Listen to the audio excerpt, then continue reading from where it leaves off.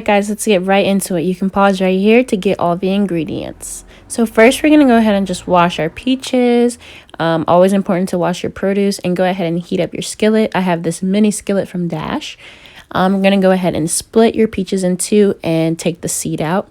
Brush your peaches with a little bit of oil. I do vegetable oil because that's just what I have on hand. And just brush it lightly. You don't need a lot at all. It's just to help to prevent from sticking. So go ahead and put it in your little skillet or grill, and I like to do both sides, and it should look like this when you're all done.